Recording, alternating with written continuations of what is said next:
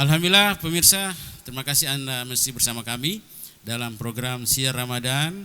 Dan hari ini bersama Ibu-Ibu Majelis Taklim Abeli, Uwa dan Baruga membahas topik tentang Ramadan bulan Maghrib Fira bersama Bapak Ustaz Bapak Dr. Haji Daniel Idrus LC MTHI. Baik, kita lanjut dengan diskusi. Kami persilakan Ibu yang mau bertanya, silakan. Tabe disebut nama tabu ya. Tabe. Bismillahirrahmanirrahim. Assalamualaikum warahmatullahi wabarakatuh. Waalaikumsalam warahmatullahi wabarakatuh. Perkenalkan, nama saya Ibu Atika, perwakilan dari BKMT Kecamatan Baruga. Silakan Bu. Ya, saya nggak mau terlalu banyak pertanyaan, saya maksudnya simple aja. Iya memang. Jadi pertanyaan saya begini Pak Ustaz, ciri-ciri hamba Allah itu yang mendapatkan Lailatul Qadar. Itu aja Pak Ustaz, terima kasih banyak. Assalamualaikum warahmatullahi wabarakatuh. Iya, sebentar dijawab yang Pak Ustaz. Kalau jawabanku seperti saya. Silakan yang tadi angkat tangan. Abu-abu dulu lagi, ya silakan. Afar ke belakang itu sana. Di tengah mana teh? Abu-abu. Oh iya, oke. Silakan Bu, Tabe. Bismillahirrahmanirrahim. Assalamualaikum warahmatullahi wabarakatuh. Berdiri Bu, Tabe.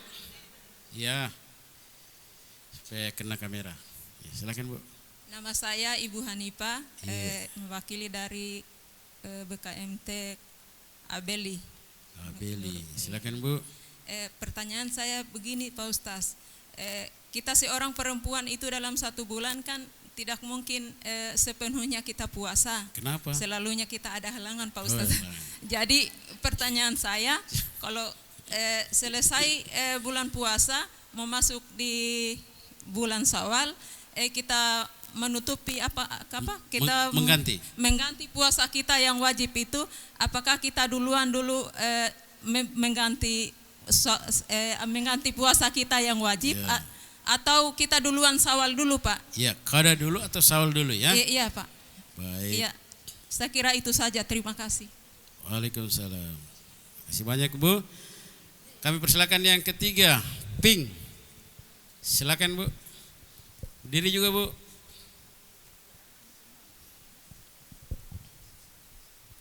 Iya, silakan. Bismillah, Assalamualaikum warahmatullahi wabarakatuh. Waalaikumsalam. Nama saya Hermawati Silondae. Iya, silakan Ibu. Saya dari Majelis Taklim Nur Muhammad. Silakan Bu. Terima kasih atas kesempatan diberikan. Saya mau tanya Pak Ustadz, apa hukumnya mengingat sekarang kan itu sajadah kan lebar-lebar. Nah, terus itu saf itu kan kadang jarang-jarang. Gimana itu hukumnya? Terus mohon izin harus rapat ya. Ya. Terus kedua mohon izin satu saja. Oh, satu saja. Iya, satu saja. Namun tapi sebentar lagi. Assalamualaikum warahmatullahi wabarakatuh. Iya, Waalaikumsalam warahmatullahi wabarakatuh. Langsung dijawab Pak Ustaz. 3 dulu, sebentar kita lanjut lagi. Ibu Atika dulu, ciri-ciri orang yang dapat Lailatul Qadar. Pak ganteng seperti saya bagaimana? Yang pertama, orang yang ingin mendapatkan Lailatul Qadar ialah orang yang siap untuk menjemput Lailatul Qadar. Kalau ada tamu penting di bandara, semuanya orang datang untuk menjemput. Ada A, ada B, ada C, ada sampai 100 orang. Tidak semua 100 orang itu didatangi rumahnya, tetapi yang didatangi yang siap untuk menjemput orang itu. Artinya apa? Malam Lailatul Qadar itu datang kepada orang yang siap.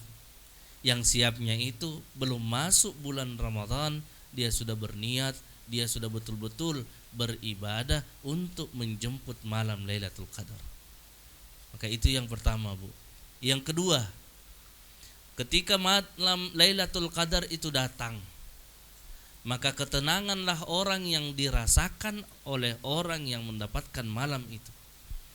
Makanya di dalam Al-Quran surah Al-Qadar itu sendiri, Inna anzalnahu fi lailatul qadar Wa ma adraka ma Lailatul Qadar. Lailatul Qadri khairun min alfi syahrin tanazzalul malaikatu warruh fiha biizni rabbihim min kulli amr. Salamun hiya hatta matla'il fajar. Keselamatan, ketenangan, kebahagiaan orang yang mendapatkan malam itu. Yang mana itu? Yang ketika dia beribadah di malam itu, mulai dari sudah salat Isya boleh orang beribadah, ataukah bangun mulai jam 1 malam dia beribadah semata-mata untuk mendapatkan malam itu, maka ketenangan sampai di waktu fajar. Ini yang kedua. Yang ketiga, tanda orang yang mendapatkan malam Lailatul Qadar itu ialah orang yang terjadi perubahan pada dirinya. Perubahan itu bukan berarti perubahan rambut hitam jadi rambut putih, bukan. Perubahan bukan berarti bahwa perubahan tinggi badannya atau besar badannya atau tambah gemuk, bukan. Tetapi perubahan pada sifat dan sikapnya. Yang dulu mungkin dia suka marah-marah, lepas Ramadan kenapa tidak suka marah-marah? Baiknya ini mama. Datang anaknya, kenapa mama tidak suka marah? Oh, mungkin tadi malam dapat Lailatul Qadar. Orang yang terjadi perubahan yang tadinya baik menjadi lebih baik, yang tadinya buruk menjadi baik. Jadi kalau ada perubahan lepas bulan Ramadan, ada perubahan pada orang itu, maka sesungguhnya dia seorang hamba Rabbani namanya, bukan Ramadhani. Karena ada orang yang Ramadan saja dia beribadah, lepas bulan Ramadan sudah tidak dia beribadah lagi. Maka dia disebut dengan Ramadan saja, bukan Rabbani. Maka tanda yang paling nampak kepada orang yang mendapatkan malam itu, yang pertama doanya dikabulkan oleh Allah, yang kedua sikap dan perilakunya itu menjadi lebih baik. Dia semakin bijaksana, dia semakin mengajak orang untuk melakukan kebaikan. Sedikit-sedikit dia bikin acara di rumahnya, panggil orang, dia traktir orang makan bakso, makan coto dan lain sebagainya. Terjadi perubahan. Tersinggung, Pak. Tersinggung pasti itu. Baik, Pak. Yang kedua, bagaimana apa puasa Syawal dulu atau puasa Syawal qada? dulu atau di qada dulu?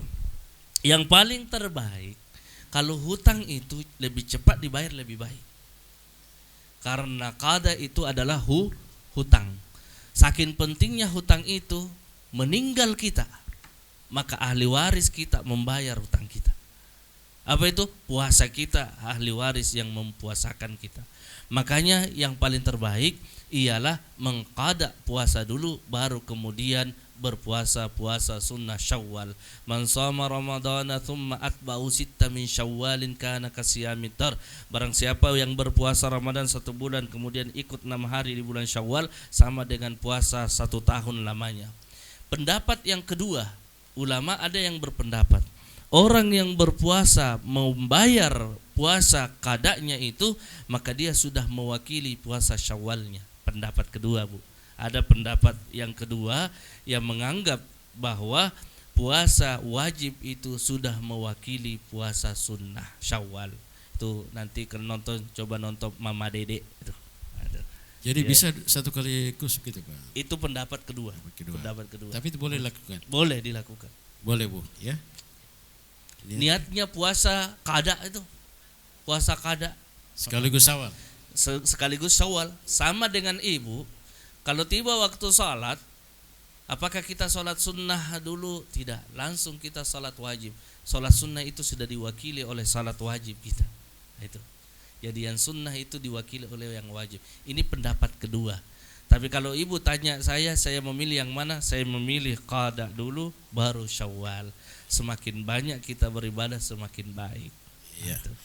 Baik, yang ketiga, Pak Ustaz, tentang sejadah itu sekarang lebar-lebar. Iya. Padahal kan disuruh rapat-rapat. Ada ibu-ibu pergi umrah karena sajadahnya ini bagus dari Turki, dia belilah yang lebar. Ya, yang kayak begini lebarnya. Apalagi tebal, lembut. Itu kan banyak dari Turki. Tapi sejujurnya kalau kita sadari, Bu, kalau kita sadari ya, boleh kita beli yang lebar. Tapi jangan sampai sajadah membatasi saf kita. Kecuali masih masa pandemi. Ya. Kalau sudah lewat masa pandemi, ya kita kembali ke saf seperti biasa. Kalau masa pandemi kan berjarak kita. Nah sekarang kan sajadahnya itu besar-besar, yang tebal, ya dari Madinah misalnya. Kan itu kalau kita keluar dari Madinah langsung ada penjual sajadah. Kalau pergi umrah itu ada sajadah. Nah terus bagaimana Ustaz? Kita kalau beli yang lebar harus legowo orang di samping kita. Legowo maksudnya kita terima orang mau berdiri samping kita di sajadah kita, seharusnya kita tidak marah. Itu. Kalau itu kita tanamkan, itu boleh, silahkan dibawa. Tapi kalau itu kita marah orang naik di sajadah kita, ini yang tidak pas. Berarti kalau lebar sejadah tak jamin bawa di masjid ya. Itu Ya, bahasa kan ada karpet masjid. itu bahasa kasarnya. Oh iya. Bahasa halusnya itu tadi. Begitu ya Bu ya. Yang mau bertanya silakan Ibu. Tabe. Assalamualaikum warahmatullahi wabarakatuh. Waalaikumsalam warahmatullahi wabarakatuh. Saya Ustaz, nama saya Siti Aisyah dan mewakili BKMT Wawa. Aisyah dari Madinah ini. Majelis. Silakan Ibu. Ini Ustaz, saya mau bertanya, Iya. bagaimana itu Ustaz kalau pahalanya kalau orang yang datang di masjid waktu tarwih, sementara Pak Ustaz ceramah di atas, terus ibu-ibunya juga ceramah di bawah Ustaz, karena itu. kebanyakan yang Menggosip. begitu Ustaz. Bukan cuma ibu-ibu, Po. Bapak-bapak juga banyak nih juga begitu. Apalagi kalau tahun politik tidak ada diurus. Yes, Carakan Ustaz. partai, calon wali kota, gubernur, sampai presiden. Ya, Cukup, Bu? Iya, Bu. Oke. Sekian. Assalamualaikum warahmatullahi wabarakatuh. Waalaikumsalam warahmatullahi wabarakatuh. Berikut yang abu-abu, silakan. Mic-nya tapi berdiri nah Bu supaya kena kamera. Silakan Bu. Bismillahirrahmanirrahim. Assalamualaikum warahmatullahi wabarakatuh. Waalaikumsalam warahmatullahi. Terima kasih atas kesempatan yang diberikan oleh kami semua. Nama saya Kasmiati, perwakilan dari BKMT Kecamatan Abeli. Pertanyaan saya di sini Pak Ustaz, itu menyinggung masalah sholat. Jadi kebanyakan biasanya kami di sini, karena dimanapun adanya masjid-masjid itu kebanyakan imamnya itu banyak-banyak yang masih kurang caranya memimpin salat. Jadi bagaimana sebagai kita yang mengikuti belakang sebagai makmum ini. Kemudian dalam melaksanakan sholat itu yang tumaninanya itu seumpamanya kalau kita imamnya terlalu cepat, bagaimana kita makmumnya di belakang? Sedangkan juga. Ya, sedangkan biasanya imamnya sudah ruku, kita masih belum selesai bacaannya di belakang. Akhirnya monoko-monoko dalam hati. Akhirnya hati kayak begitu tidak ikhlas. Ya, sehingga membuat kami terkadang malas mau ikut sembahyang di masjid itu. Ya, secara berjamaah lebih baik kami pilih sembahyang di rumah. Ini seperti itu. Jadi yang saya minta di sini Pak Ustaz, mohon kejelasannya bagaimana seperti kalau seumpamanya ada imam-imam yang bacaannya belum terlalu sempurna. Kita mau datang di masjid begitu, tidak datang disuruh ke masjid. Iya, masih banyak. Baik. Assalamualaikum warahmatullahi wabarakatuh. Waalaikumsalam warahmatullahi wabarakatuh. Menuju ke merah, mic-nya tabe.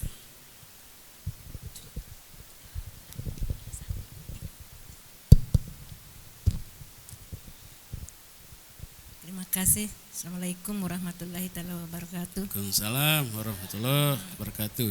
Minta maaf Pak Sis, Iya, sama-sama. saya membaca. Iya. Weh, mau baca ini nggak suka membaca. Tapi pelan-pelan kita baca nah, Bu. Nama saya Sumarni dari BKMT Kecamatan Baruga. Iya, silakan Bu Pertanyaan Sumarni. saya Pak Ustadz, seperti kita ketahui bahwa diwajibkan Pelan-pelan. berpuasa bagi yang beragama Islam atau Muslim. Iya.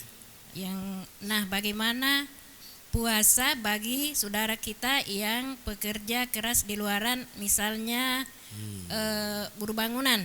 Iya. Apakah puasa mereka tidak makruh? Iya.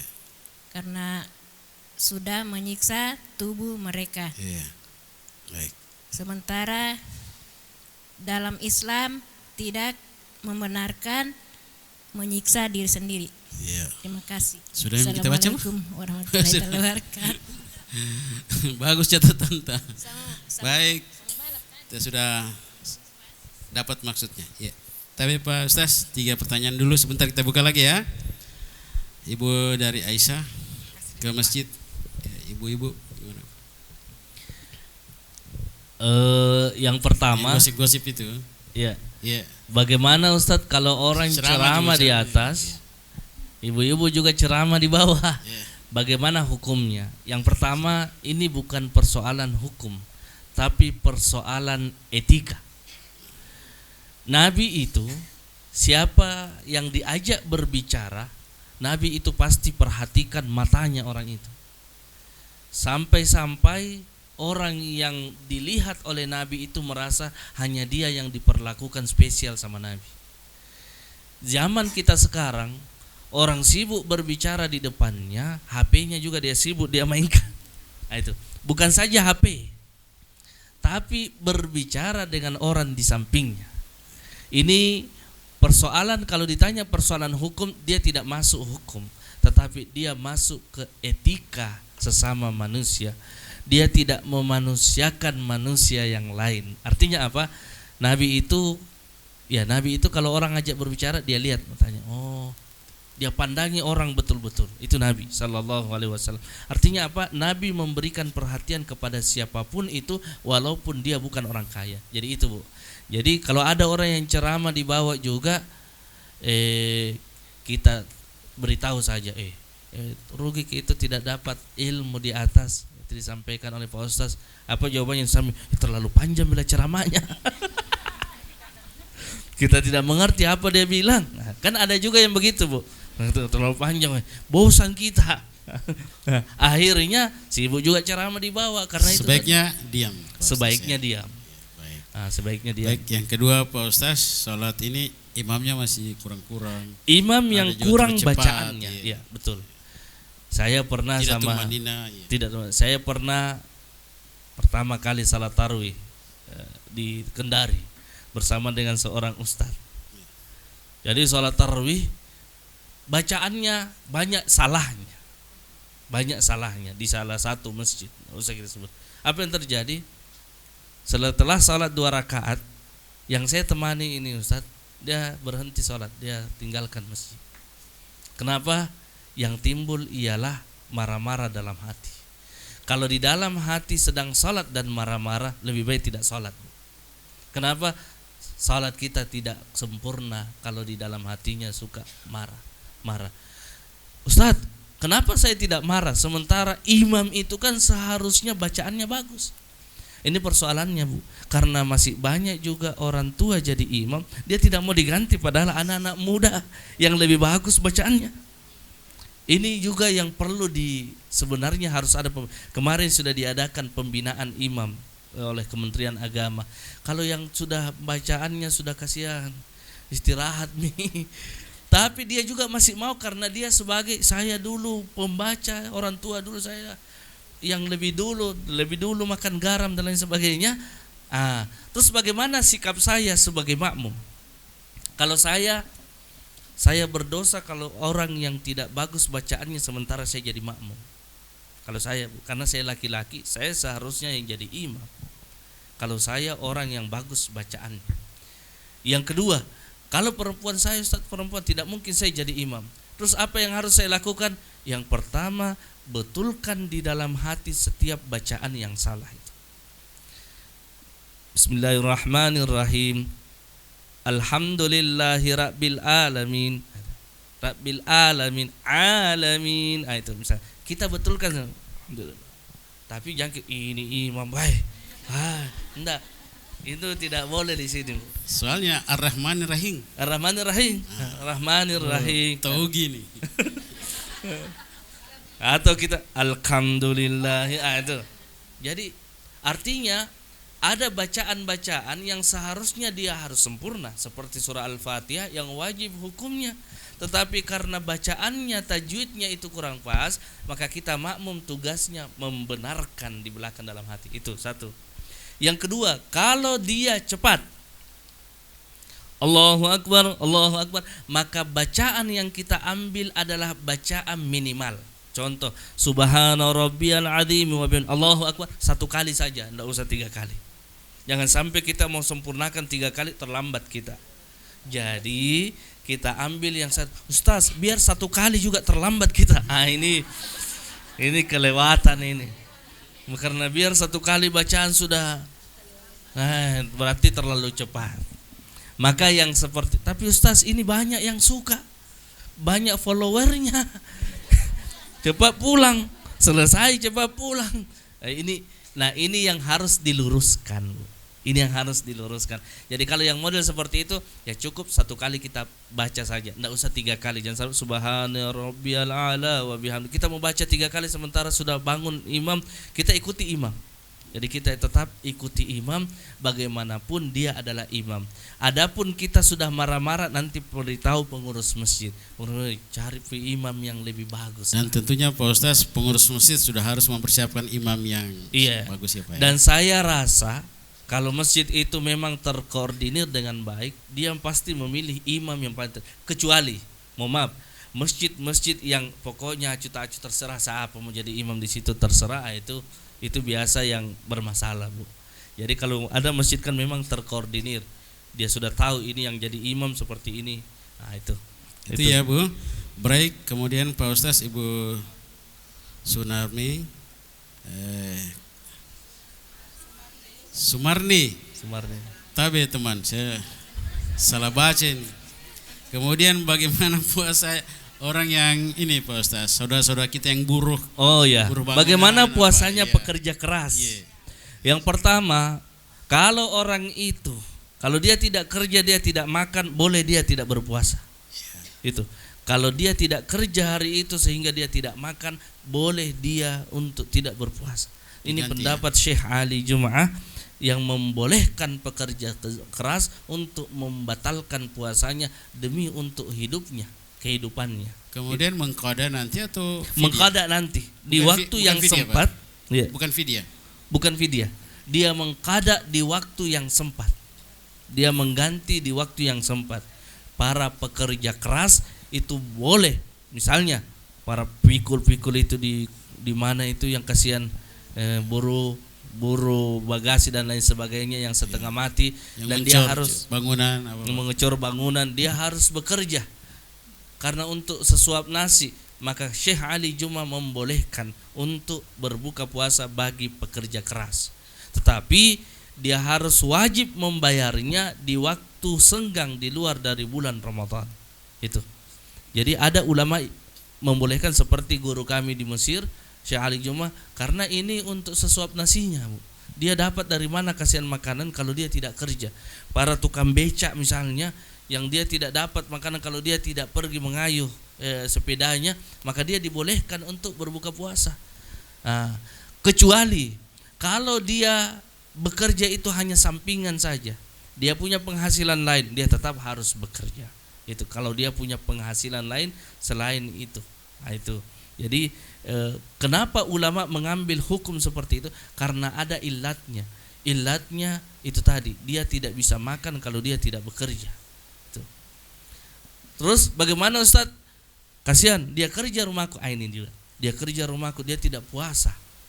Saya merasa berdosa.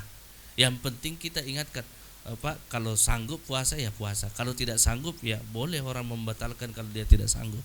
Karena itu tadi sesuap nasi yang dia cari. Sesuap nasi. Baik, makasih banyak Pak Ustaz. Ibu-ibu yang mau bertanya angkat tangan lagi ya. Kami persilakan, tapi kita jeda dulu. Pemirsa jangan kemana-mana, kami akan kembali setelah pesan-pesan berikut ini.